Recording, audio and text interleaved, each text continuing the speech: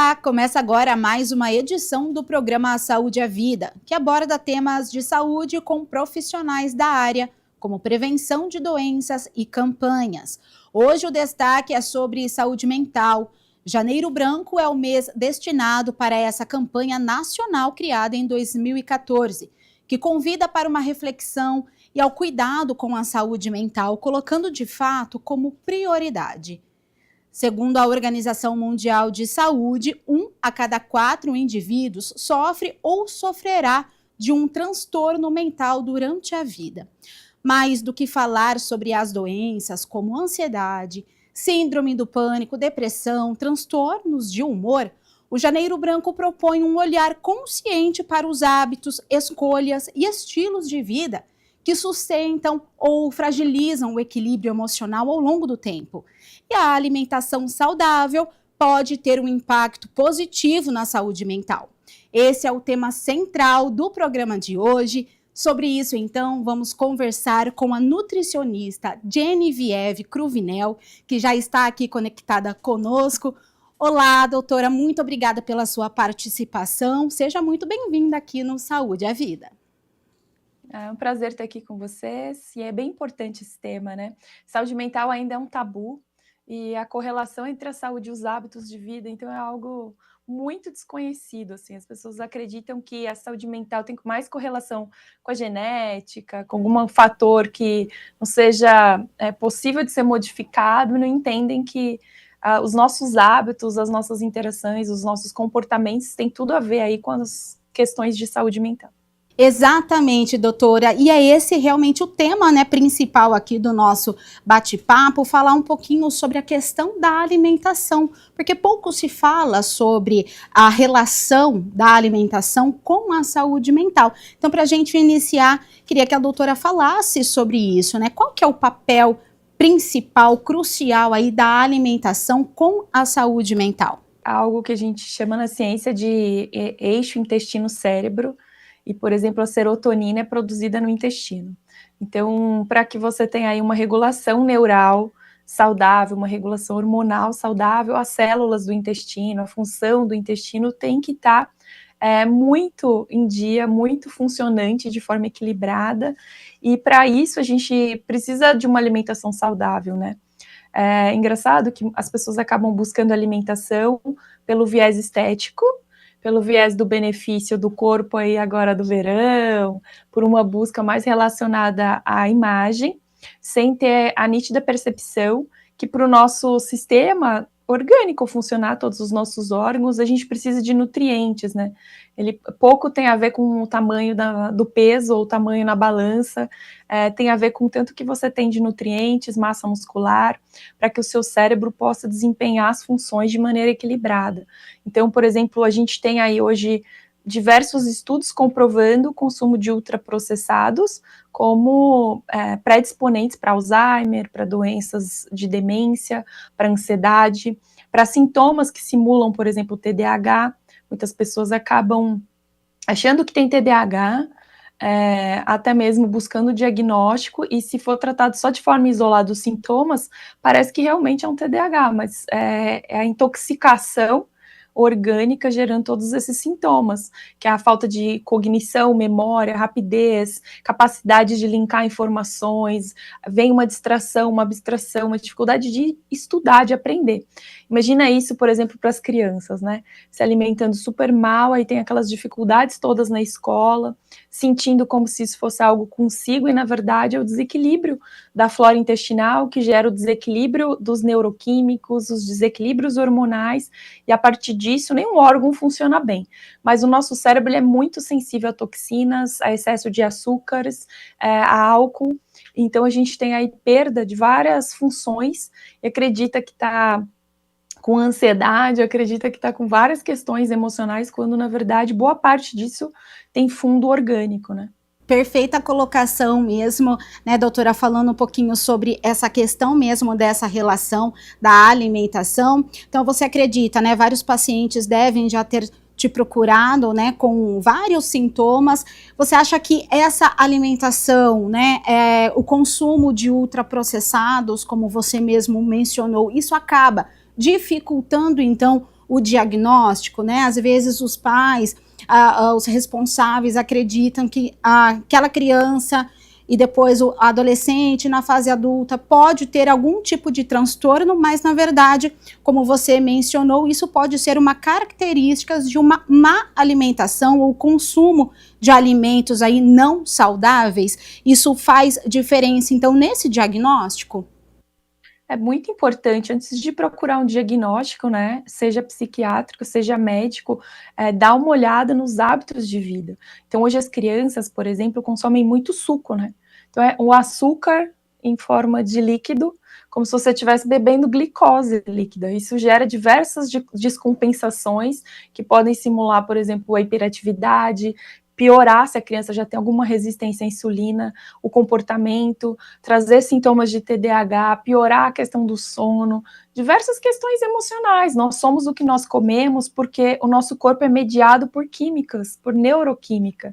Se a gente não entender esse funcionamento, essa correlação, a gente começa a achar que as questões psíquicas são uma aleatoriedade da vida. Então, fatalidade, aconteceu.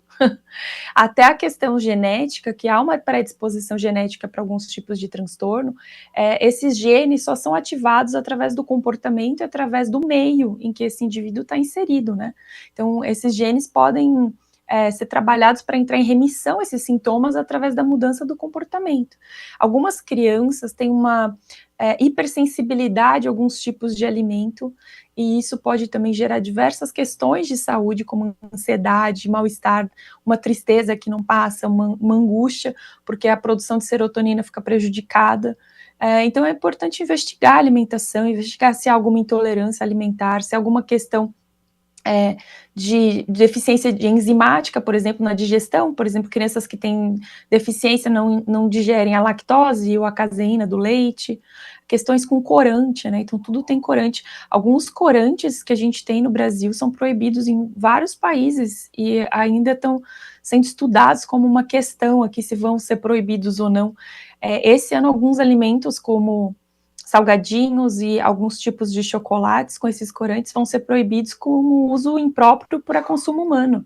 E quanto que essas crianças ou nós mesmos crescemos comendo esse tipo de coisa, tá? Isso não são alimentos, a gente precisa separar o que é alimento do que é produto alimentar. Então, a indústria produz produtos com químicas, e essas químicas simulam o sabor e o cheiro dos alimentos e trazem coisas viciantes que aumentam a palatabilidade desse alimento. Então você sempre tem compulsão, você sempre quer comer mais, você não consegue comer um pouquinho. E isso foi uma forma de produzir coisas que vendessem em larga escala, só que a gente tem visto aí desde a era da industrialização o quanto que isso afetou o mundo, né? Então, as doenças crônicas, a obesidade e os transtornos mentais hoje são uma questão de saúde pública. Exatamente, doutora, você falou bem sobre essa questão da compulsão. Tenho até, a gente vai falar sobre isso também e falar sobre essa situação, né, do paciente, do indivíduo comer em excesso, né, consumir em excesso.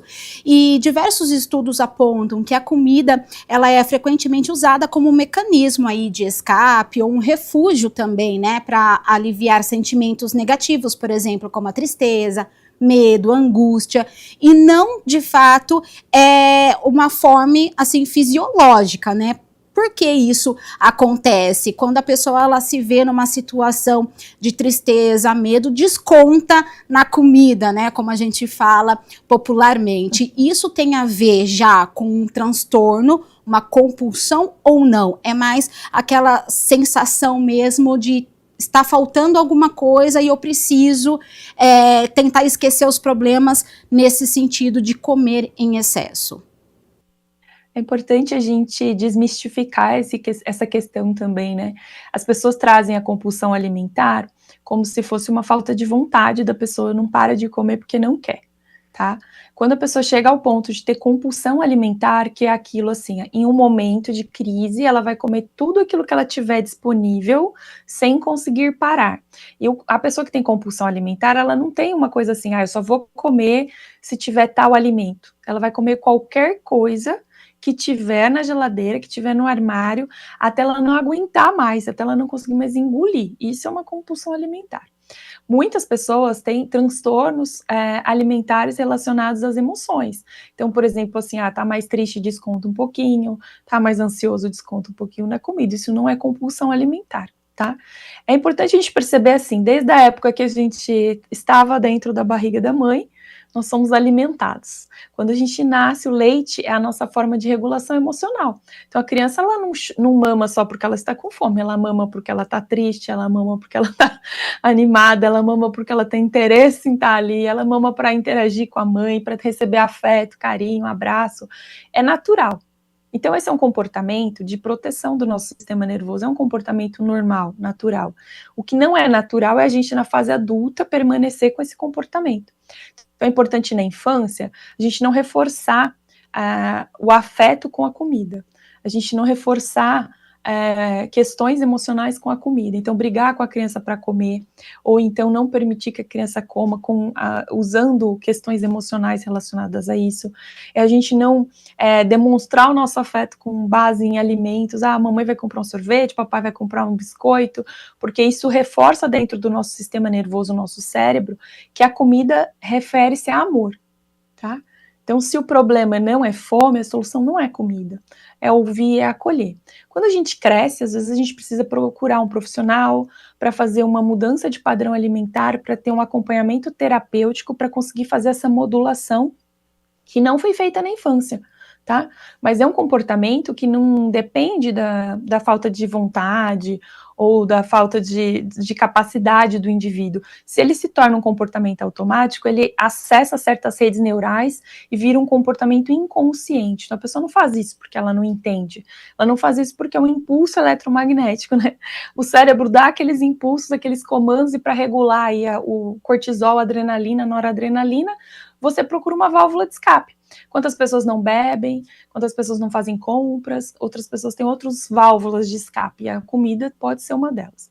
É importante a gente não reforçar o comportamento, procurar um profissional para fazer uma reprogramação neural, para fazer uma terapia cognitivo-comportamental, para a gente conseguir dissociar o nosso comportamento da alimentação, entender por que a gente come, qual a motivação, para aprender a fazer escolhas mais conscientes, não proibitivas, conscientes. Porque quanto mais a gente se proíbe de comer algo, mas a gente acessa áreas do nosso corpo que vão resistir a esse comando, e a gente pode ter compulsão alimentar pela privação. Então, é horrível pensar que quantas pessoas hoje têm até compulsão alimentar porque ficaram tentando fazer dietas restritivas absurdas para controlar um comportamento que é emocional, não tem a ver com alimentação. Então, você precisa procurar ajuda para tratar esse emocional que está ferido ou está condicionado a esse comportamento. É importante porque a gente percebe que a partir dos 30 anos, as pessoas no nosso mundo, nem é no nosso país mais, começam a ter sobrepeso. Com 40 anos, a gente tem aí uma média de 10 a 20 quilos a mais do peso saudável para 60 e poucos, quase 70% da população mundial. Fora as pessoas que estão em obesidade. Isso tudo vai levar a doenças crônicas. Então, não é comer para ficar bonito esteticamente ou buscar uma questão estética, é entender que você vai ter que viver dentro desse corpo pro resto da vida. E se você tiver uma casinha bagunçada, um corpo doente, se você tiver uma doença crônica que precisar ficar tomando medicação e sendo tratado o resto da sua vida, a sua qualidade de vida vai diminuir absurdamente. Você não vai conseguir desfrutar a vida, nem o alimento, nem a companhia das pessoas que você ama. Então, comer saudável é investir em estar aqui presente bem para você e para os outros. E aí a questão estética é consequência. Quando você está bem com a sua mente, com o seu emocional, o corpo, ele segue isso. O problema está sendo hoje as pessoas querem usar a medicação, as restrições, e isso piora muito os transtornos. A gente tem já alguns estudos comprovando que o uso de certas medicações em moda para emagrecer podem piorar questões de depressão, por exemplo. E hoje, né, falando sobre a questão da depressão mesmo, né, Genevieve, existem aí milhares, né, de estudos que pessoas já estão diagnosticadas com depressão, com ansiedade, nessa vida corrida também, no dia a dia. Então, isso acaba também fazendo com que a pessoa, ela consome mais esses produtos ultraprocessados por conta dessa correria do dia a dia, né? Não para fazer uma alimentação saudável, compra congelados, isso tudo contribui para esses problemas mesmo de saúde mental. Você iniciou falando sobre essa questão do tratamento, né? Qual que é o primeiro passo para essa pessoa, então, conseguir ser diagnosticada não só como um problema de saúde mental, porque às vezes ela realmente não tem, mas é o foco principal na alimentação. Qual que é o primeiro passo? Qual é o sintoma, assim, principal que ela precisa parar e falar assim, não, eu preciso cuidar de mim, eu não tenho nada, não tenho nenhum tipo de transtorno, né? Qual que é esse tratamento que você também faz, né, diante dessa, toda essa nutrição holística? Como que funciona na prática? É bem importante a gente pensar assim, né? Caso você já tenha sido diagnosticado e esteja tomando alguma medicação psiquiátrica, não é para parar de início, mas é para fazer um processo de revisão da sua vida. Então, você é uma pessoa que já nasceu com essas características de ter ansiedade, de ter essas questões mais depressivas? Qual que é a característica? Como que você era na infância? Que criança que você era? Porque algumas desregulações neuroquímicas e transtornos psiquiátricos, eles nascem com o indivíduo e precisam ser tratados com medicação. Alguns transtornos são adquiridos pelo comportamento, pelos hábitos, pelo estilo de vida, pelo estresse. Então, quando você percebe que você foi uma criança saudável, um adolescente saudável, e em determinado ponto você começou a adoecer, você já consegue perceber que você precisa de uma ajuda que vai além da medicação, para que você não fique dependente disso, para que você encontre a remissão desses sintomas. Muitos pacientes que chegam com 1, 2 diagnósticos, que na verdade estavam num estilo de vida totalmente adoecedor. Se você está num ambiente onde as suas relações te adoecem, se você está num trabalho onde você não consegue se sentir minimamente em paz, se você tem relações que te desgastam constantemente, você não sabe o que são emoções, o como fazer uma gestão emocional eficiente, se você não tem recursos para cuidar de si mesmo, baixa autoestima, falta de amor próprio, onde você acha que você tem que ser a última pessoa da sua lista, não percebendo que se você for a última pessoa da sua lista, logo você nem vai estar nessa lista, não vai estar dando para cuidar de outra pessoa, porque a saúde vai te parar. Então, a gente tem que estabelecer objetivos simples para essas mudanças. Quando o paciente chega, a vida toda está bagunçada, todos os setores. Não tem um que esteja andando, assim, algum está engateando, mas todos os setores da vida estão bagunçados.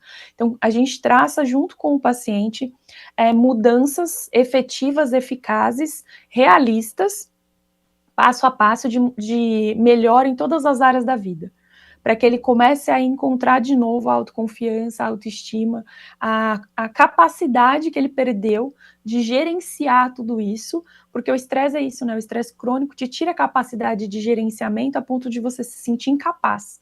E ninguém é incapaz, você só não está conseguindo gerenciar os seus recursos, gerenciar suas emoções, melhorar a sua comunicação, a sua gestão ao seu redor, e aí o mundo acaba te sucumbindo aí. Mas é importante, a gente traça junto com o paciente mudanças por área de vida. Então a gente vai traçar em relação aos relacionamentos, como que pode ser melhorado, trabalhar comunicação, autopercepção, gestão de si mesmo, gestão emocional e aí a alimentação.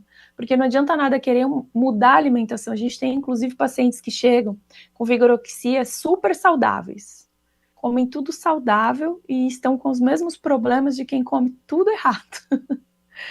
Porque a nossa regulação hormonal e química é dependente da qualidade dos nossos pensamentos, é dependente da qualidade da nossa experiência de vida. Então, se é uma experiência de vida que veio de traumas, por exemplo, na infância, traumas de relacionamento, muita questão de medo e ansiedade, uma hora isso vai se transformar num transtorno psíquico. Então, a gente precisa fazer um mapeamento, eu falo que é um raio-x. A gente avalia todas as áreas, o histórico de vida, como que você vive, o que que você faz, o que que você come, onde é que você vai, e principalmente, quais são os seus sonhos. Porque todo mundo tem aí os seus sonhos, os seus objetivos. Se a gente não trabalhar em direção a isso, a gente se perde no dia a dia, nas demandas, no que está acontecendo, e não consegue construir uma vida efetivamente, a gente está sobrevivendo. E esse modo sobrevivência para o nosso corpo, ele não é uma coisa longe, não é uma coisa abstrata. O modo sobrevivência é viver sempre com um nível de cortisol e adrenalina alto no seu corpo. Então você vai ter inflamações, você vai ter problemas cardiovasculares, as mulheres aí têm o lipedema, tem diversas questões estéticas que afetam por conta desse cortisol alto, aquela gordura abdominal que também a mulherada não gosta. Isso é o pico de cortisol e adrenalina. Quando a gente tem um movimento de cortisol e adrenalina, por exemplo, no nosso corpo, leva 7 horas para o corpo recuperar. Imagina quem vive estressado. Piora, né? Cada vez mais vai piorando, né, doutora? Falando um pouquinho sobre, então, essa questão da alimentação, né? O tratamento é como você mencionou mesmo, é a longo prazo também, o exercício diário, né? E falando da alimentação, quais são esses alimentos, né, que favorecem o bom humor, a saúde emocional, o que, primeiramente, esse paciente, esse indivíduo ali precisa mudar, né? Precisa tirar aquele alimento que pode, né, contribuir aí com essa má qualidade de vida. Então, quais são os alimentos que precisa substituir e o que eles fazem no nosso organismo aí, no lado emocional, falando desses alimentos? É bem interessante a gente perceber que tudo que existe na natureza traz um benefício para algum aspecto na nossa saúde. E não existe um alimento mágico, é a conjunção de uma boa alimentação, uma alimentação colorida, que vai construir uma saúde. Porque aí a gente já está falando também de imunidade, por exemplo. Se a gente não tem imunidade, a gente tem diversas outras questões que afetam o noso humor. Então, a gente precisa, por exemplo, para produzir serotonina, de triptofano. E triptofano é um aminoácido que ele é essencial, né? Ele precisa vir pelo meio da alimentação. A gente não vai ter esse aminoácido produzido pelo corpo. Então, você precisa de ômega 3, você precisa de vitaminas do complexo B, você precisa de magnésio, de zinco, de selênio, você precisa de uma gama de fitoquímicos, e para quem já está com o corpo muito inflamado, os alimentos vermelhos, que são antioxidantes, anti-inflamatórios, que contém flavonoides, quercetinas, taninos. Você não precisa nem decorar esses nomes, é só ir pela cor. Então, os muito verdes, muito laranjas, muito vermelhos são os melhores para questões hormonais e para questões do humor. E aí a gente tem ovos, banana, chocolate, amargo, o kefir, aveia, abacate, mel. Aquela castanha do Pará, ela é simplesmente completa em minerais. Consumir 2 castanhas do Pará à noite antes de dormir repõe os minerais, ajuda o cérebro a funcionar melhor. A alimentação normal, arroz e o feijão, a melhor combinação. Semente de girassol, abóbora, a gente tem aí linhaça, o azeite. A gente percebe que as populações mais longevas, né, no nosso planeta, elas têm um consumo muito grande dos vegetais, dos óleos, das gorduras boas, né, que o azeite, o abacate e tudo mais, e um consumo moderado de peixe, um pouco de carne, mas assim, em nível muito diminuto, não é o tanto que a gente come aqui disso. E são as populações que mais vivem, né? Isso tem um porquê. É porque essa é a alimentação melhor para o nosso corpo, mais bioidêntica. Não é que é errado, excepcionalmente, comer outras coisas, mas é que aquilo não é alimento. Então, seu corpo, ele começa a ganhar peso, mas quando a gente faz o exame bioquímico, você está desnutrido, porque está faltando todos os minerais, está faltando vitaminas, está faltando tudo. Então, investir, por exemplo, na couve, no brócolis, nos alimentos verdes escuros, a acerola é excepcional para vitamina C, tem muito mais vitamina C que laranja, essas coisas assim, vai ajudar a dar um fator anti-inflamatório, de regulação do nosso sistema imunológico, que ajuda muito no humor, uma suplementação de vitamina D, para que você tenha aí níveis hormonais saudáveis, e fazer o check-up, gente, fazer o acompanhamento, uma vez ao ano que você faz os seus exames, mantenha aí essa suplementação, se for necessário, ou uma alimentação melhor, direcionada para você. Então, hoje a gente tem, por exemplo, os exames genéticos, onde a gente sabe quais são as predisposições para a doença, e quais as questões alimentares. Então, a gente já consegue planejar uma alimentação muito mais individualizada para aquela pessoa. O que vai ser melhor para você a longo prazo?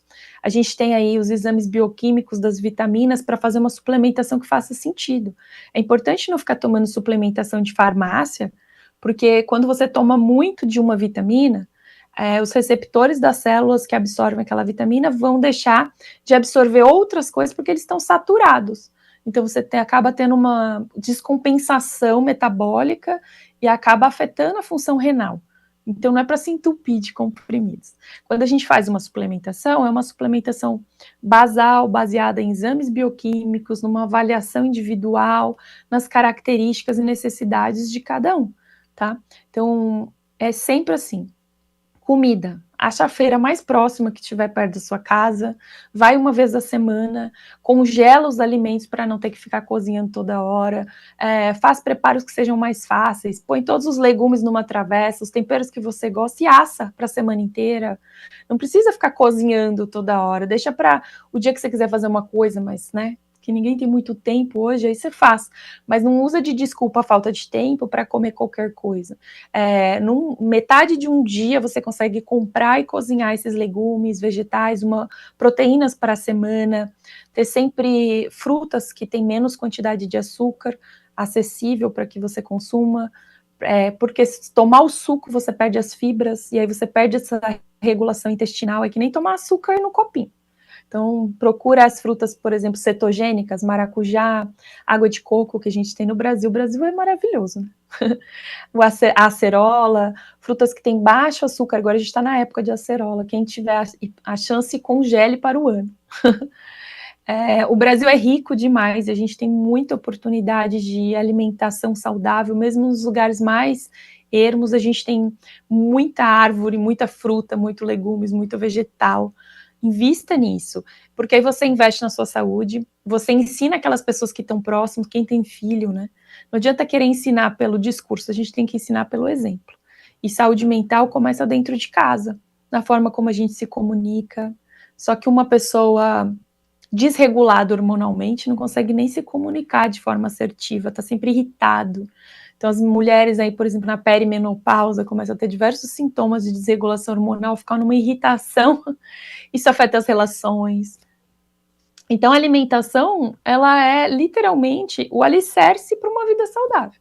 As pessoas têm que entender essa correlação entre o que você come e o que você pensa, porque tudo que a gente pensa gera neuroquímicas, tudo que a gente come gera químicas no nosso corpo, e isso se interage o tempo todo, constantemente. Você não vai conseguir viver fora do seu corpo. Então, trabalhar nesses dois eixos, como você nutre a sua mente, como você nutre o seu corpo, é a única forma de ter uma vida realmente equilibrada, feliz, tranquila, leve, né? Algumas pessoas sentem tanta dor, já se acostumou com a dor que nem menciona mais que aquilo é uma coisa incômoda. Isso não é normal, pode ser comum, mas não é normal viver com ansiedade, não é normal viver com enxaqueca, não é normal viver com dor. Procure ajuda especializada.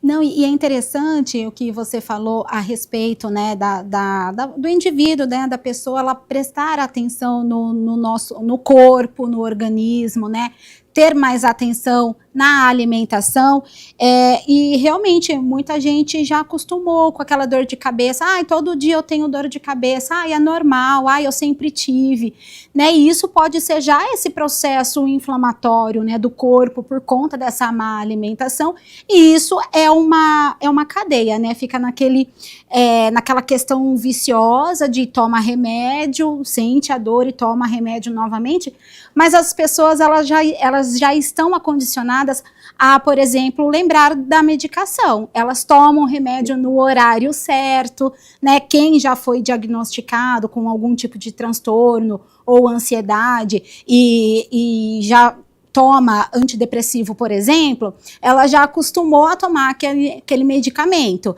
E tem até aquele vício, né? Não posso esquecer meu remédio hoje. E por que não fazer isso em relação à alimentação, então? Né, doutora? A alimentação, a meditação, a fazer uma caminhada de 20 minutos, a fazer coisas simples pelo seu bem-estar. A gente está numa época onde a gente tem muita informação, e isso é maravilhoso. Graças à internet, ao advento da internet, a gente consegue hoje levar informação para muito mais lugares, pessoas que não teriam acesso, mas também virou uma banalização e meio que uma venda, né, um marketing do que é ser saudável. E isso cria estilos de vidas inalcançáveis. Então parece que a saúde é para poucos. É para aqueles que têm condição financeira, que têm como bancar esse estilo de vida inalcançável. E isso não é uma verdade, isso é uma completa mentira. Então, você acordar um pouquinho mais cedo para o relógio para despertar, tomar 10 minutinhos de sol de manhã, você ler 2 páginas, uma página de um livro que você goste, algo que te interesse, que te coloque num estado mental diferente, que regule a sua química cerebral logo cedo, tomar água antes de tomar café e comer um monte de coisa, fazer essas pausas durante o dia para fazer um alongamento. Gente, é de graça, é só levantar da cadeira, fazer o alongamento, isso melhora toda a questão cardiovascular, fazer meditação, não é a meditação religiosa, é aprender como controlar a respiração, porque a respiração modula também a nossa função química hormonal e a nossa imunidade. Fazer coisas simples para ser feliz. Qual foi a última vez, por exemplo, que vocês que estão escutando fizeram um hobby, alguma coisa pela primeira vez, algo que você gosta de fazer? As pessoas só ficam na internet passando o dedo, assim, não pegam uma coisa para fazer um desenho, uma pintura, uma costura, um bordado, não liga para conversar com alguém que você gosta há muito tempo, não conversa porque falta de tempo, mas tem 2 horas para passar o feed do Instagram. Então, a gente precisa se conscientizar de que a vida está passando enquanto você está sobrevivendo. E tomar de volta essa autonomia para viver. E não é uma coisa fora que você não vai conseguir fazer, são coisas simples. Primeiro a consciência, depois essas pequenas mudanças que vão mudar completamente a forma como você se sente, a forma como você interage com o mundo, e isso afeta o nosso cérebro diretamente. Vários estudos comprovam, por exemplo, o malefício do celular antes de dormir. E a gente tem aí a maior parte dos pacientes que chegam, ficam passando o dedo no feed até dormir. A gente tem o malefício de ficar com a televisão ligada o tempo inteiro, muitas pessoas acabam ficando. Vai ouvir uma música. Quando foi a última vez que você ouviu uma música que você gosta, que você cantou, que você pôs os pés no chão, respirou, pensou uma outra coisa que não fosse a vida social, a vida das pessoas na internet, as coisas que acontecem que não estão existindo. Elas existem numa coisa digital que não é real. O que está acontecendo na sua vida? Então, eu acho que a gente está tendo a necessidade através da doença. A doença está sendo um chamado, né? O aumento das doenças crônicas, o aumento das doenças psíquicas não é um malefício, é um chamado para que a gente volte a viver e não a competir por essa local de comparação com o que está acontecendo na internet, que é um lugar irreal, por exemplo. Exatamente, e são dicas, né, são orientações e são exercícios diários super simples, né, que a gente pode fazer aí desde quando acorda, né, do momento que acorda até depois do momento que vai dormir, coisas muito simples, mas que no final das contas faz uma diferença enorme, né, para a nossa mente, para o nosso corpo. Eu quero agradecer a sua participação aqui, muito obrigada, foi muito satisfatório, né, tê-la aqui no nosso programa, trazendo todo esse seu conhecimento, e tirando todas essas dúvidas a respeito desse tema, que é bastante falado, saúde mental, mas não em relação a esses fatores externos, né? E também sobre a alimentação. Muito obrigada, viu, doutora? Eu que agradeço. É importante a gente perceber que a saúde é uma escolha e você escolhe isso a cada instante que você está vivendo e interagindo com as coisas. A saúde é construída, então vamos construir aí a partir de hoje um ano melhor, uma saúde melhor, uma vida mais gostosa de viver, que isso vale muito mais a pena do que todas essas outras coisas aí que você tem buscado, talvez. Tá certo, muito obrigada. Bom, o Saúde é Vida acaba por aqui. A gente conversou com a nutricionista holística Genevieve Cruvinel. Ela trouxe essas informações para a gente, todas as dúvidas, né, sobre saúde mental com relação à alimentação saudável. Espero que você tenha gostado. Até o próximo programa. Até mais.